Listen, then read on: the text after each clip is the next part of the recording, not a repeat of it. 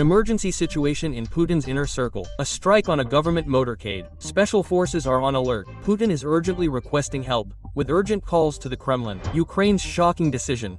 Painful concessions. Zelensky is ready to accept Russia's terms. The death penalty for corrupt Russian officials. The issue is already on the agenda. A high-profile case has been extorted from a former mayor of $20 million.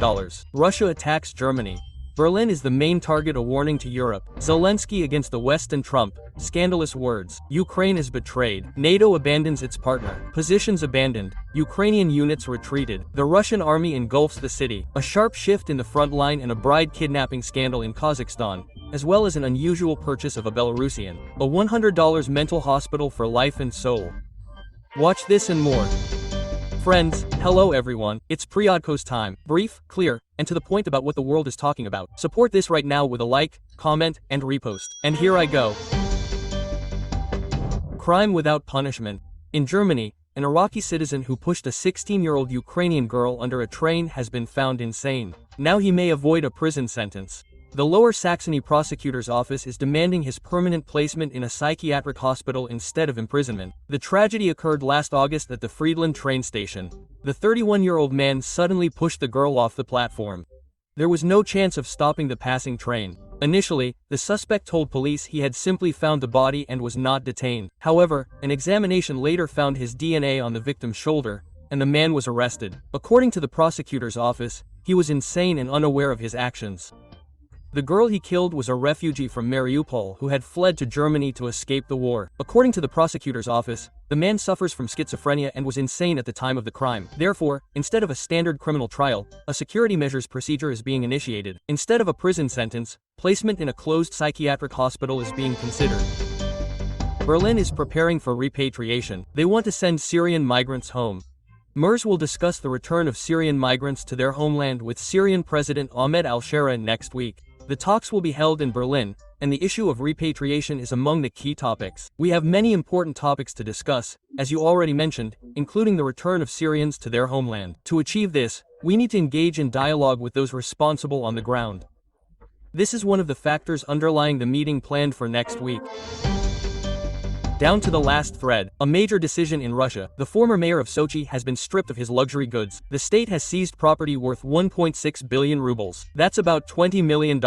Alexei Kopygorodsky's assets have been transferred to the state, according to RosMI, specifying that these include 5 properties, 15 plots of land, 10 cars, as well as watches, jewelry, elite alcohol, icons, rare books, and cash. The Kopygorodskys are charged with embezzlement and bribery. Russia needs the death penalty. The Communist Party is convinced of this. Such a sentence should be imposed for corruption on an especially large scale. Deputies intend to appeal to Valentina Matvienko with a proposal to reinstate this penalty, saying they are basing their approach on the Soviet Union, not China's.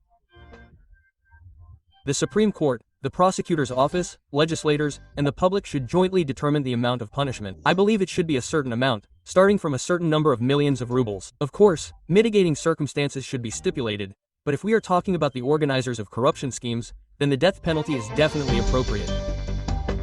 Ukrainians are against elections if voting is conducted online.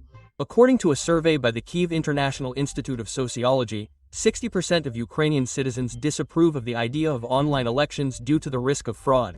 Meanwhile, 35% of respondents support this format of voting. At the same time, almost 70% of Ukrainians do not believe that the peace talks currently underway with US mediation will lead to a sustainable peace.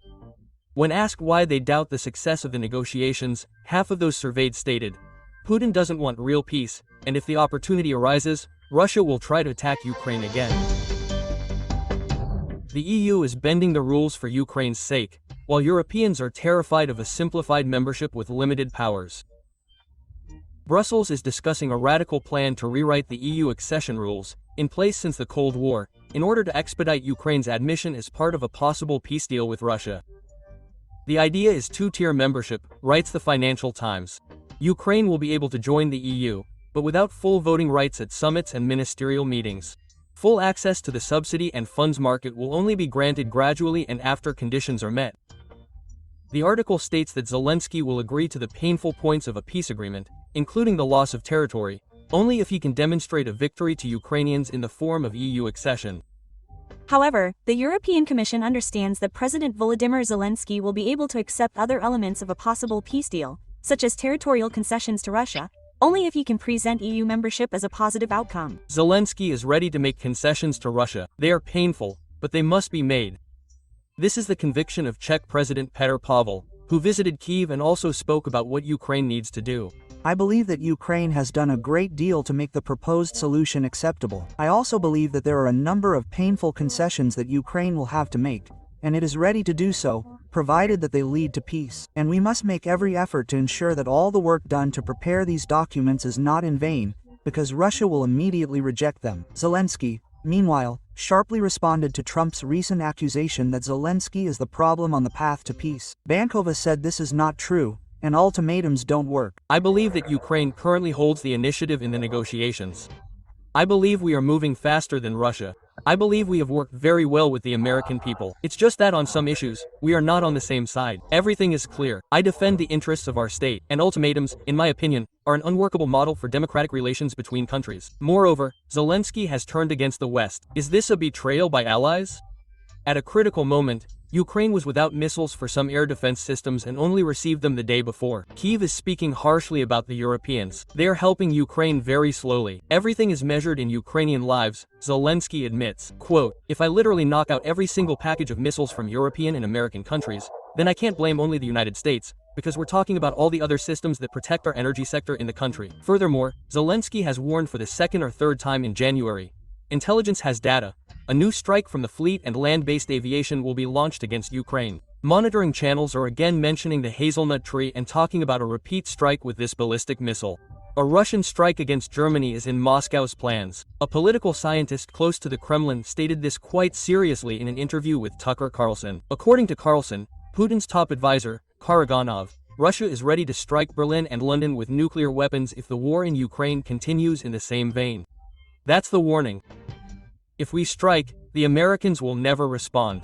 They won't respond anyway. The Poles, by the way, are becoming more prudent. They understand they are playing with fire. They are trying to retreat from the front lines of the conflict.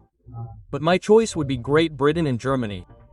So, would you launch a nuclear strike on Great Britain and Germany? I pray to God that this does not happen, but yes, Germany should be first, because it is Germany that is the source of the worst in European history. Friends, given all the recent events, especially those that have surprised us since the beginning of this year, what do you think about such statements about nuclear war? To whom? Why? For what purpose? Right, as before, your response is under this video. I haven't thanked you all for your support in a long time, so I will make amends. Thank you very much for every word, like, subscribe, and view. Thank you that many of you have been with me every day for a long time. Thank you for this choice. And I continue. The Russian army is engulfing the city. Ukrainian defense forces have abandoned their positions. The monitoring channel Deep State writes about the ongoing fighting for Hulepole in the Zaporizhia region of Ukraine in the south of the country. The Russian armed forces continue to methodically devour the town, bombarding it with waves of small assault groups, according to analysts. The latest update shows a sharp expansion of the red zone in areas where Russian units had long been trying to gain a foothold. Their numbers became dominant, the report states. As a result, Ukrainian units retreated. The latest update showed a significant expansion of the red zone in the city, where the enemy had long been spotted, constantly trying to gain a foothold, and over time, their numbers in this area became dominant, forcing the defense forces to abandon their positions. The Russian Ministry of Defense, meanwhile, states, the city has been under Moscow's control since December 27th, and the Ukrainian armed forces are attempting to enter the city with small sabotage and reconnaissance groups. Furthermore, Russia continues to show footage from the captured Ukrainian Armed Forces command post, which Ukrainian soldiers abandoned after fleeing their position. This resonant story occurred at the end of 2025 in Hulepole. Orban went to the bank. Hungary is launching a major anti-Ukrainian campaign. In preparation for the parliamentary elections, Prime Minister Orban initiated a national petition, a kind of informal referendum against the allocation of EU funds to Ukraine. Supporting Kyiv, the Hungarian Prime Minister declared, is a path to tanks, conflict, and economic collapse. And only the current government, according to Orban, can save Hungarians from economic crisis. The ruling Fidesz party is already linking the opposition Tisa party with Brussels and Kyiv, claiming, a vote for the opposition is a vote for war. The Prime Minister also stated that the EU may try to drag Hungary into war and send its youth to fight, warning of the real threat of giving in to Brussels. The pressure will mount. Discussions about sending troops are already underway. There is a real danger that they may try to send Hungarian youth to war. This cannot be allowed. We do not want to send soldiers, weapons, or money. This is the main question of the future of Hungary and Europe. Attack on government motorcade Kadyrov in intensive care and unconscious. Adam, the secretary of the Chechen Security Council and son of the head of the Republic, Ramzan, is in serious condition. This information was widely disseminated yesterday by opposition Chechen media and public groups. An accident occurred in Grozny involving Adam Kadyrov's motorcade. He was urgently taken to the New Republic Hospital and, according to sources, is in serious condition. According to sources, the roads to the hospital were blocked.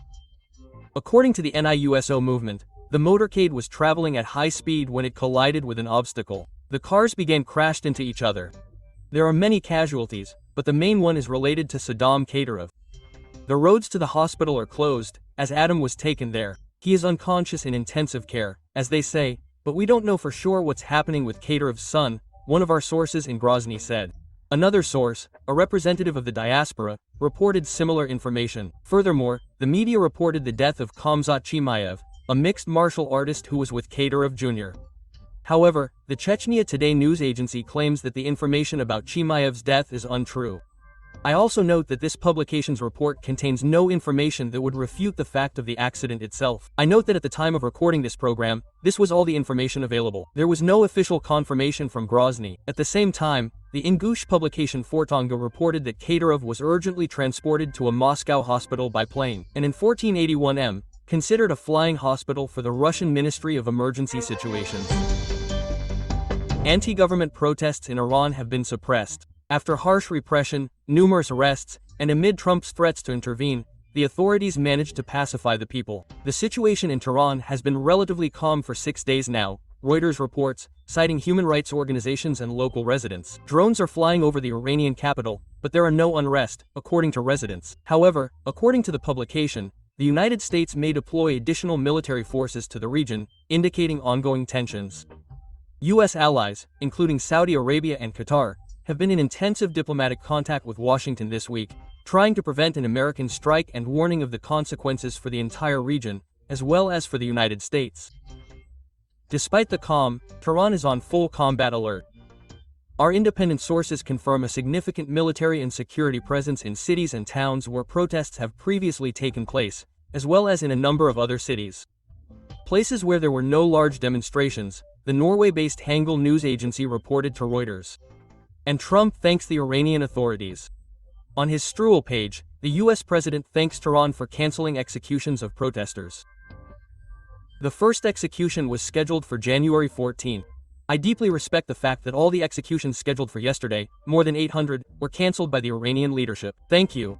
Meanwhile, Moscow is holding urgent telephone talks first with Netanyahu, who believes that Iran is a common enemy of Israel and the US, and then with Iranian President Pezeshkian. He recently called Netanyahu the instigator of protests in Iran. According to Russian media, the Israeli and Iranian leaders are calling Putin to reassure each other through Russia. Officially, the Kremlin states that Putin discussed the current state of affairs in the Middle East and the situation around Iran. And in a conversation with Pezeshkian, Putin spoke in favor of de-escalating the situation in Iran. Bride kidnapping operations in the Kazakh city of Shymkent. Unknown men forced the girl into cars and took her to the groom's house. They filmed the entire incident on their phones. The girl later said she was only 17 years old. She had never seen the groom, and the kidnapping was planned by the kidnapper's family. The footage shows adult women persuading the frightened girl not to resist.